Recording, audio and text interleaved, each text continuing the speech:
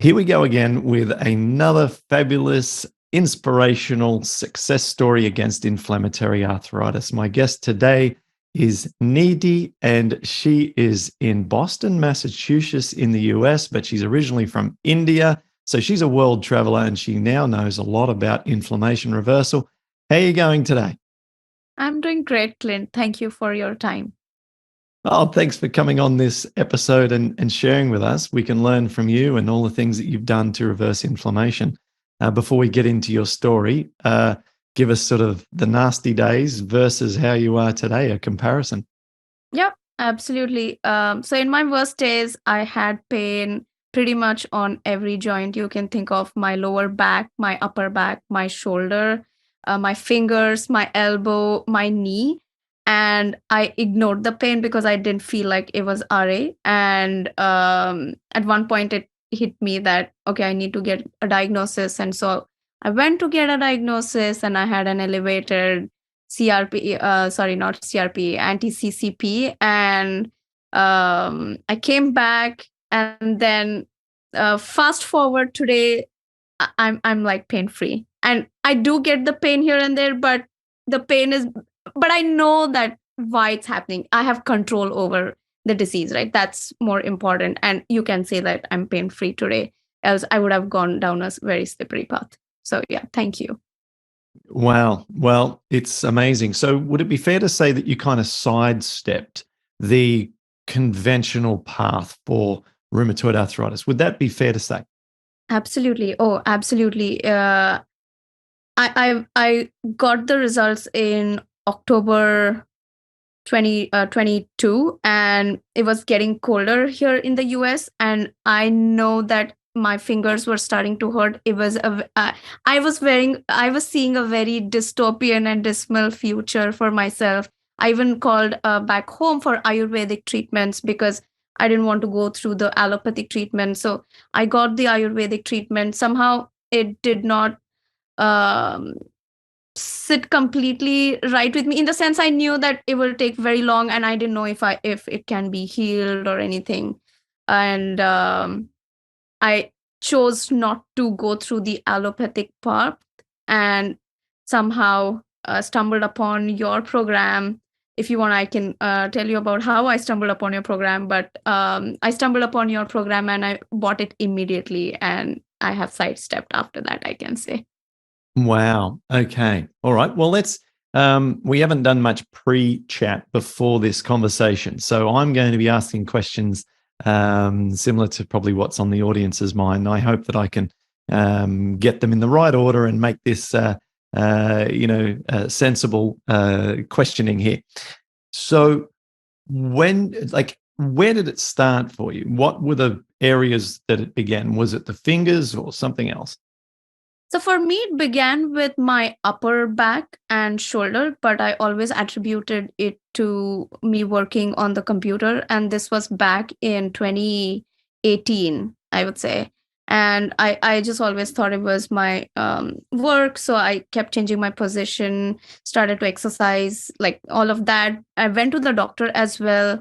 The doctor would just tap on my back and say, "Oh, your muscles just need to relax." But I never took those medications because I just knew that it just didn't make sense. But it really came alive for me, and I became very aware when my fingers started to hurt. The little joints, they started to hurt, and I was seeing I literally saw my fingers change course. So that's when I was like, okay, it started to alarm me at that point. And at one point my knees were hurting. Oh, and my elbow had like I had a swelling here. I remember I'd been to a dance class and I wasn't able to like completely lift my elbow, and I came home and I was crying because because I had eliminated sugar, gluten, dairy, everything. For me, that was everything, right? So I removed all of that, and still I didn't know what to eat now, because it was like, what am I going to eat? you know so that really, I very clearly remember me crying. And then I did a very intense research. I was like, no, I need to do this somehow. And then I started with an AIP diet, and I did that Just for a month. Yeah. Yeah, just explain what that is to some people who don't know what that is. Yeah, AIP diet is heavy on meat and heavy on fats, everything that's opposite to your program. And I'm not going to lie, but I felt very good for the first month. I felt like really good. Although I was not eating processed food, junk food, nothing previously, but still, I want to acknowledge that I felt really good. But somehow, by mistake, I ate jalapenos and it flared up like anything after that again. And then somehow, also because I was doing yoga and I'm not a heavy meat eater, it just didn't sit right with me because I remember going to the store every day and buying meat and fish and all these like pounds. And I'm like, oh my God, do I have to? I can't eat it for the rest of my life. It's somehow I was like, no, how can I eat constant meat 2-3 meals a day? It was like, no, I cannot be doing that. And I wasn't working out a lot, but I was doing a little bit of yoga and my muscles were building and bulking. I'm like, whoa, that does not seem like me because I was eating so much meat. And so I used to listen to this podcast. I forgot what it was. And in that podcast, I decided that, okay, but somehow, in that podcast, RA people who were diagnosed with RA were never really there. In the sense, the ratio was probably 1:30, you can say.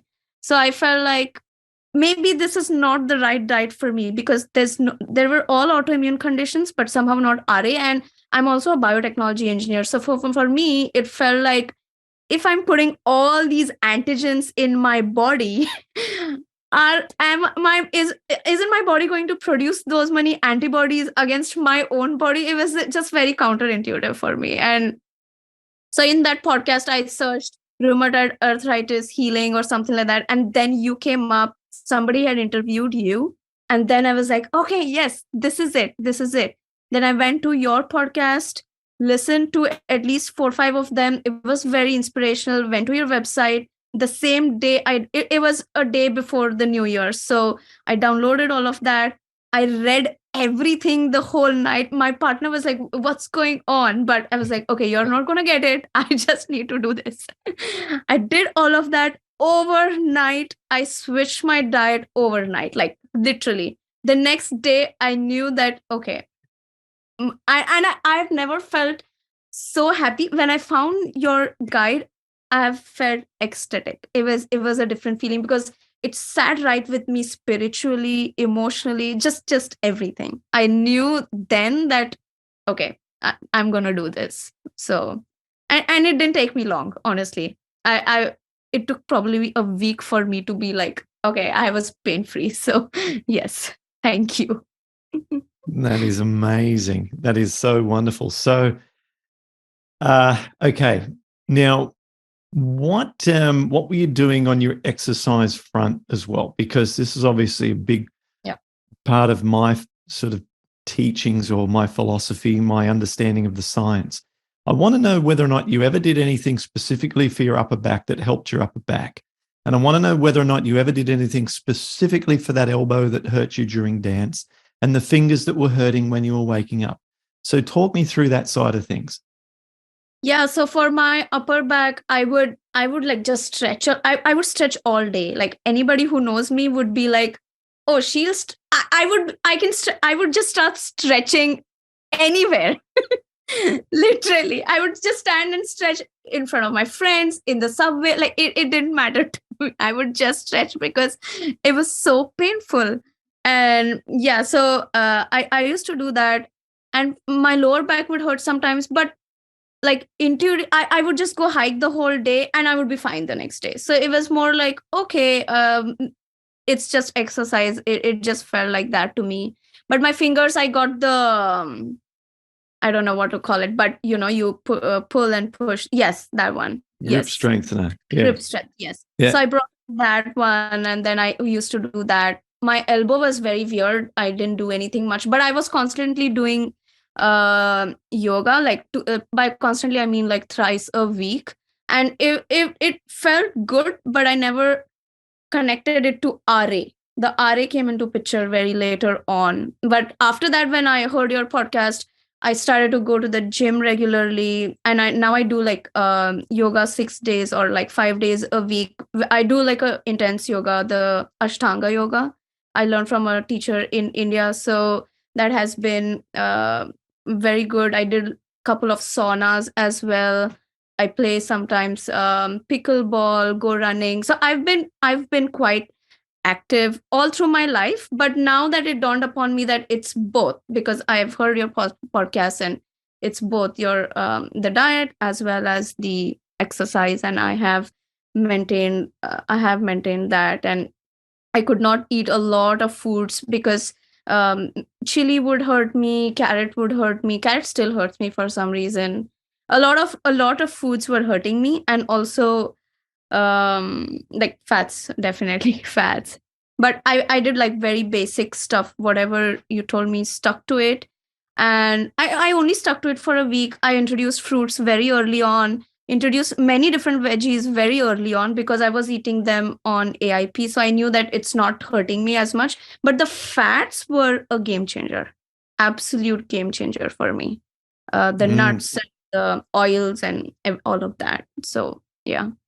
Yeah, awesome. It's so good for that message to come through so strongly because it's strong in the science, and this is one of the sort of like points at which I say, well, it's hard to argue with the science when you look at the way that the fat interacts with the gut microbiome, with intestinal permeability, with the production of bile acids, with the creation of advanced glycation end products, which are a source of oxidative stress. So we've got multiple reasons why, and even if we want to extrapolate this, also a very high source of calories, and overeating is a source of inflammation in the body. So here's something we haven't spoken about a lot on other podcasts, but if we overeat, then we are going to add to oxidative stress and add to inflammation. And the message there is eat what you need to maintain your weight. And if you're going to the gym, to add that bit of muscle that you're working towards, but not more. Let's consciously stop when we've eaten enough to support our needs, because overeating is just going to contribute to inflammation. So this is really, really, you're like a textbook example of what to do. So it's really exciting. Now, did you notice anything specifically with regards to the fat reduction? And notice I'm not saying fat elimination, because we all know we need fats in our diet, and we get adequate fat when we can eat a plant-based diet, of course, even a low-fat plant-based diet. But did you specifically see the connection between any oils that you might have been grilling meat with, or the meat fat, or even avocados? Or was it for you, they're all lumped into the same category? Yeah, for me it was the nuts, actually, because I was eating a lot of nut butters, and so those nuts were absolutely not the right thing for me, the way I was eating them, especially. So when I removed them completely, it felt very good. But I've seen that seeds don't affect me as much, but the nuts do. Avocados are fine. Coconut is fine. So those fats are okay, but the nuts definitely no. Even like oil, even olive oil does not really sit that right with me. So I cook. I've after just going through your diet, my life has changed in the sense, like, I have I juice a lot. Like you said, I don't eat a lot because I realize that I don't need to eat a lot to be energetic and feel vigorous throughout the day. I don't need to eat a lot. I juice a lot. In fact, I got a juicer. Um, the celery juice is like crazy, and yeah, like I juice at least a liter a day. I eat a lot of raw foods. Sometimes I eat cooked food, and that's good as well. But I don't cook with oil, and it has not changed my like I still like food the way it is, but I eat food to nourish me now, not because, oh, I like food and I have to eat food because it just, I don't buy anything beyond the produce section. Most of the times I take my food where I'm going. I take my food with me. A lot of people did laugh at me initially, but it didn't matter because yeah, it felt like they were all looking into my lunch box, or they would all look into my box and be like, wow, why is she taking and like and all of that. And in fact, I had a friend who was a doctor who said that you're not making an informed decision. And I was like, I don't need to tell, I don't need anyone to tell me about my decisions because I know how amazing I feel. And you won't believe it. After that, I've met at least 3 people who are facing a similar situation like mine. And when I asked them to juice and do all these things, they felt so much better. And yeah, a person was taking painkillers, which was steroids. And I told him about the celery juice, and he's like, he's just amazed with how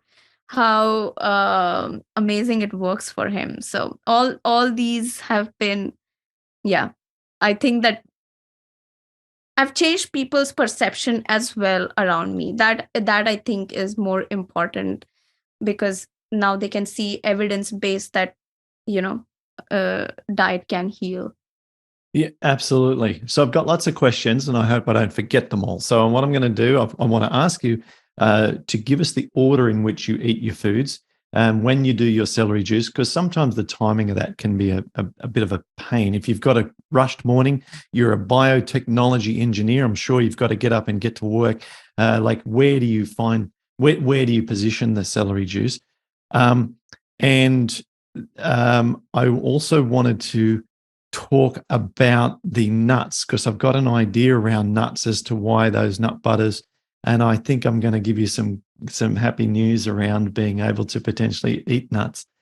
So let's just do those two, and then there was another question which will come to me in a second. So tell us about you don't need to give us every single minute detail, but generally, how do you plan out your eating times and the green juices throughout the day?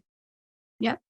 So I wake up, I start with yoga, and as soon as I finish my yoga, I drink like a liter of green juice, which is celery, cucumber, ginger, lime, apple, kale. Like I would put anything in it, but this is my base though. I stick to this base. I drink a liter until probably 11ish or something, the whole thing. And then I eat a huge salad for lunch, and then in between, if I'm hungry, I eat fruits and also some like Indian snacks which I make at home with no oil, nothing. So it's just for my craving. And in the evening as well, I eat like sweet potato soup that you suggested, and also sometimes keema, and like a keema bowl or a smoothie or even just a juice. And I typically like even do a juice fast once a week. I just feel so good with it. Like, and my energy is like I'm very high on energy. Like, I recently went to Berlin and I danced for straight 14 hours. So Whoa, whoa, whoa, whoa. You danced for yeah, 14 yeah. hours? Like I already had good stamina, but when this came into picture, it just elevated my whole experience. So yeah. I've never heard of that. Oh, that's just crazy. You're like fueled by green juice. Absolutely, absolutely. Yes, and my skin is more clearer. I have clarity of thoughts. I used to drink a lot of alcohol as well. I loved beers and all of that. I don't drink those anymore. But I did drink a beer or two in Berlin, but that was okay. It just like masked everything off with the green juice. And yeah, like there's so much clarity of thought, and I've attracted opportunities like crazy over the past 6 7 months, and it's been life changing. Yeah. Um, Now, with regards to, let's rewind a little bit to the nuts. So, one thing that both nuts and seeds have is a large amount of polyunsaturated fat. Now, the nut and the seed are protected internally from the oxygen in our environment. The oxygen is highly reactive with those polyunsaturated fats. Now, when people ask me, can I eat nuts and can I eat nut butters? The answer is very different, because once a nut has been crushed and the contents have been exposed to oxygen, those polyunsaturated fats will oxidize very quickly. And the oxidation of those fats make them a source of free radicals for the body, which increases oxidative stress. So we really don't want to be eating crushed up, which I call processed, nuts and seeds in that way. Now, if, for example, we're eating hemp seeds and they have been cracked and then sealed and they're in a bag that has been protected from the air, there is an argument to say that they might be well preserved and they may be okay. But if you're opening and closing that bag to consume that over a period of a month or something, I wouldn't be so sure. And we don't know in the factory, when the nut with almond butter or whatever it is, cashew butter, has been created, how long after it's been crushed open before it ends up sealed in that bottle. I mean, it could go along a long production line. It could be hours. We don't know. Days. I don't know. It might only be minutes. We're not sure. But we're taking the risk of oxidation. And that's the main difference. Okay. The oils are hypersensitive to oxygen. And this is also one of the reasons why fish oil is contraindicated in a lot of people with inflammatory arthritis, because high inflammation equals high oxidative stress. And what can happen is, if you're taking a very delicate polyunsaturated fat, then it can get oxidized in the body and actually be more problematic for the body than providing the benefit of, which is the intention of getting into your cells and becoming part of your cell membrane. So anyway, I just wanted to, just like a little science session there, because other people are eating nut butters. The very, very simple answer is, forget nut butters, but try whole nuts, because they aren't oxidized. As long as they're not cooked in sunflower oil or another oil and roasted in oil. So they can be dry roasted, whole nut form. Give them a go. I'd like you to try them as well and see how you go. Because if you're eating seeds, of course, which are not crushed up, then you might be just fine with nuts. Now, the nuts that I like, especially pistachios, and I also like to eat cashews. They're my two favorite, but it's not limited to that. But I just enjoy those ones. And pistachios have a whole bunch of wonderful things about them from an antioxidant viewpoint, which makes them my number one, and then cashews number two. So there's just a bit of fun about nuts and seeds. Are you encouraged to maybe try the nuts in their whole form? Okay. Yep. I will. Eat them. Test any food we're nervous around in the morning, around lunchtime, when the sun's high in the sky, because our digestive power is the greatest. Yeah, I've noticed that if I eat an uncertain food at night, then the inflammation would be higher. So I just what I do is, okay, if I eat something by mistake, then I make sure that I do juice a celery juice and then sleep. It just works like magic. The next day I'm like, yeah, it works very well. It's wonderful. Fantastic. Okay. Have you been back, I'm curious, to ever check your anti-CCP antibodies again, or have you completely avoided the medical system since you went into the first time? Yeah, no, I haven't gone back to check. I am curious though, so I do plan to check in the coming 3 to 4 months. Because I want to do it like a yearly thing, because I did it last October. So I will be doing one. But I did know that last year for some reason my WBCs were also higher. Some random infection was going on in the body, which I don't know where it was coming from. But just few weeks back, I checked the WBC. Everything was normal. So I actually was not just my joints that were hurting. I used to have like random ear infection, but it wouldn't it wasn't debilitating, or it wasn't something that would affect my day to day. But I knew that something was not right with my ear and my throat. I actually even got a laryngoscopy done, and I had inflammation in my throat as well, like the voice box as well. And I was given prednisone for that week. I took it just because was like, okay, probably the inflammation for my throat is good and blah, blah. And so I took the prednisone, and then after that, I've never touched it. And all that is gone. Like I would feel it here. I would tell my doctor that there's something here. It's not right. And they would just ignore it and all of that. But now I have realized that after doing the diet, I dived much deeper. I even did like a 10-month nutrition course. I follow a lot of raw vegan stuff and all of that. And now it's given me some kind of a power where I feel like I can heal myself no matter what happens to me. I felt a little anxious earlier because like I saw my mother like go through her health issues, and she just never got better. So I used to have this anxiety that, okay, there will come a day where this will happen to me and I'm never going to be better. But now I'm completely over that fear, like, because I know that I can heal myself, irrespective of what comes to me. So that, like, RA, although the diagnosis has not been official, but it came like a blessing to me, and it has just changed my life, my partner's life, my like people around me, and it's just been great. So yeah. How many years would you say you were suffering?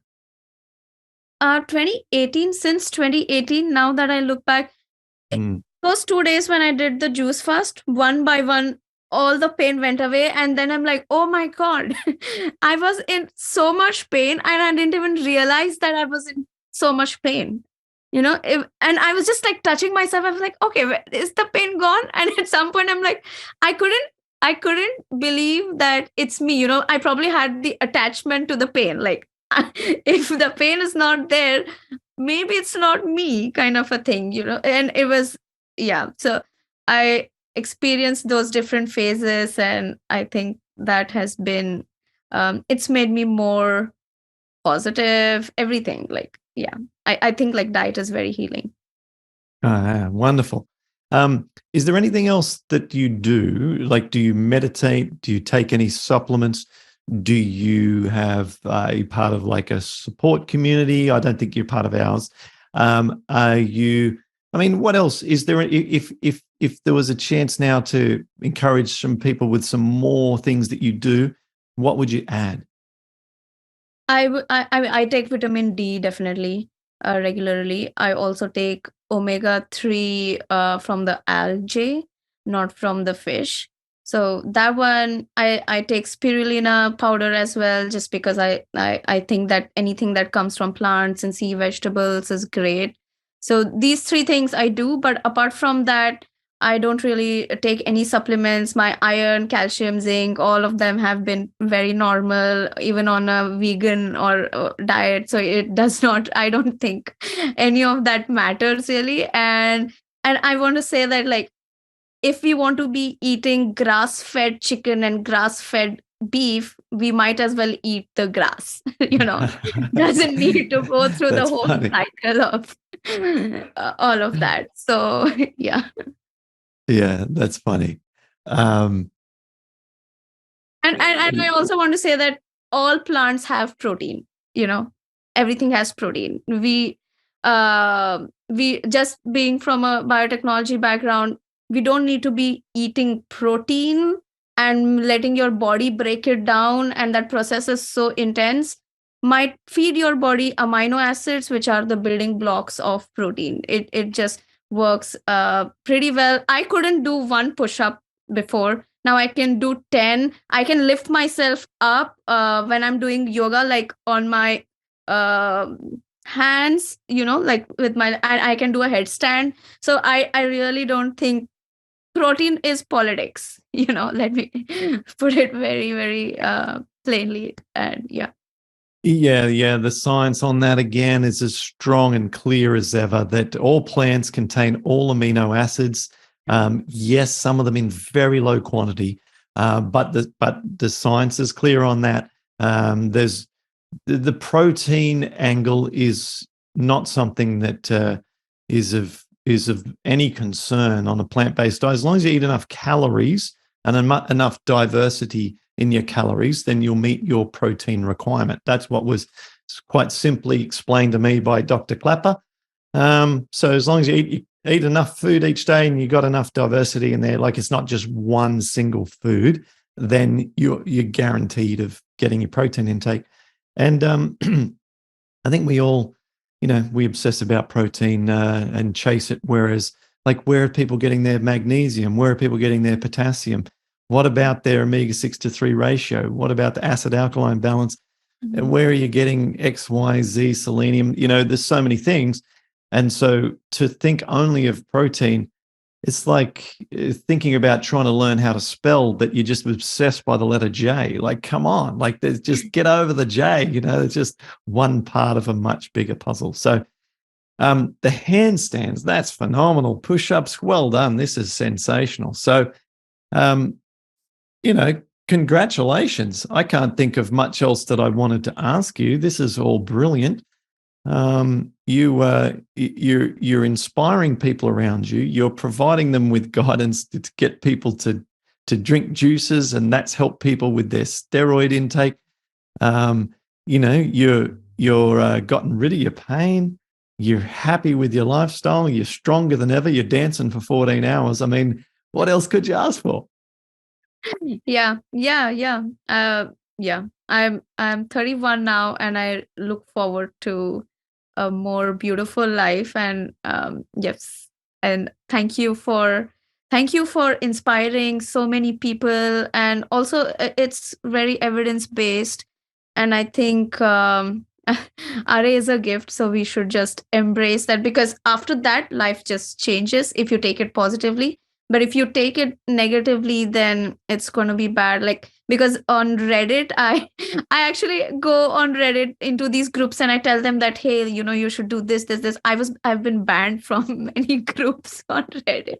So, but I'm like, okay, but they're like filing for disability and all of that. It's so sad. It's very sad. I But yeah. understand exactly what you're talking about. And I'm going to be careful here not to name a couple of major online free forums that are run for people with arthritis. But I had an account on there. I forget the word, but what it is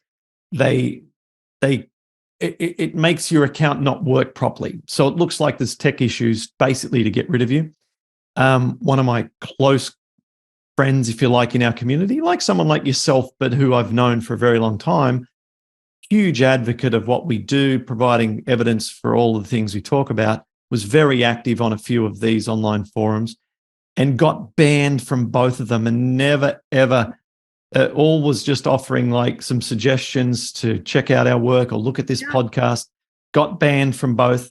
Because the default, as you say, is just pure misery. It's like people who just want to complain and do not want to hear good news about their lifestyle, or sorry, they don't want to hear sort of that they might have to do some things that require self-responsibility and take action, because the status quo is just too familiar, even if it's awful.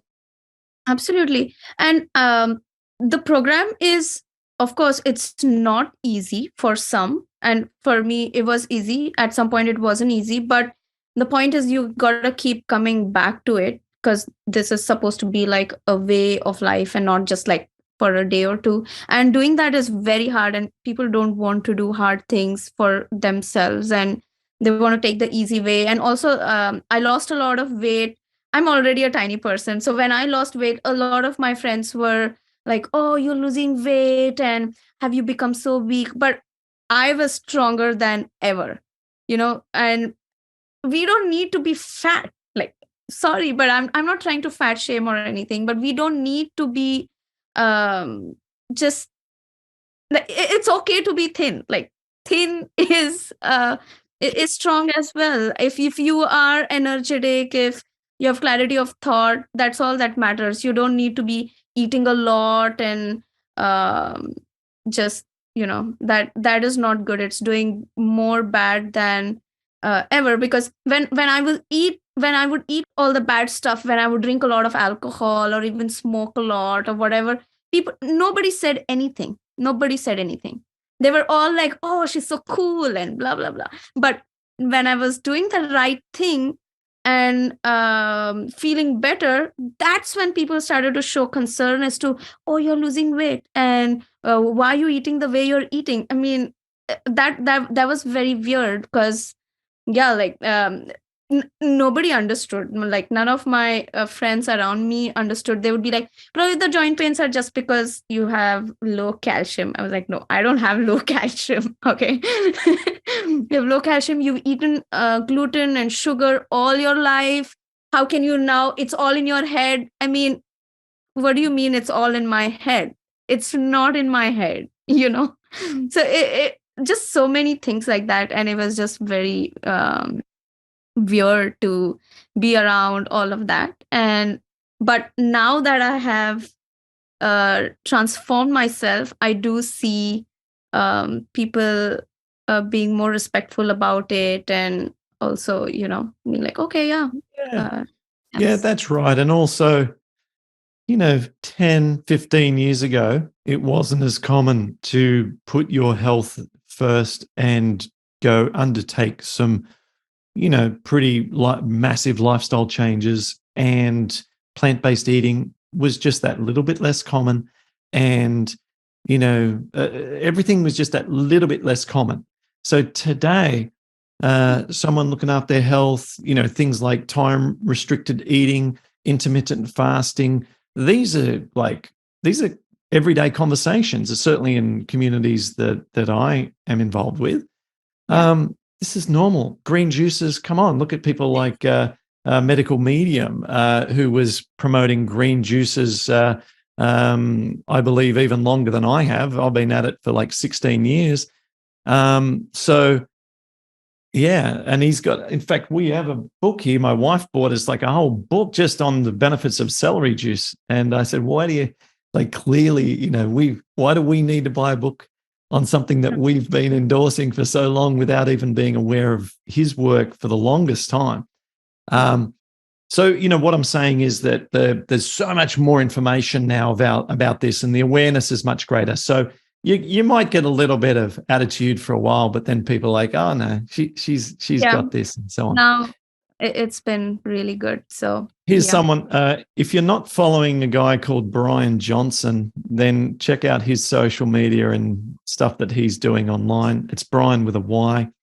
Okay. The reason I bring him up, you'll like him because he doesn't eat a lot of food either. He only eats 2,000 calories a day, but he is currently the world record holder on age reversal. So his Oh biological yeah, age. yeah, I know, right. I've heard of, yeah, I commented on one of his LinkedIn posts, and yeah, I Yeah. blueprint So guy, right? a fascinating time in history right now where we're watching someone be able to completely slow down their biological age. And I encourage anyone who's a fan of this podcast, who's interested in healthy living, check out Brian Johnson's on social media, because he's doing some cool things and he's doing it all with a plant-based diet. And it's just fascinating to watch. But back to you. Well done. It's been really fun chatting with you. Your energy is contagious. You're happy. It's awesome. And I can't wait to, find out in the next year or two how everything's going and what the next stages for you have been. So congratulations and thanks for sharing. Absolutely. Thank you so much. And keep inspiring people. You're doing great work. So yeah, thank you for having me over.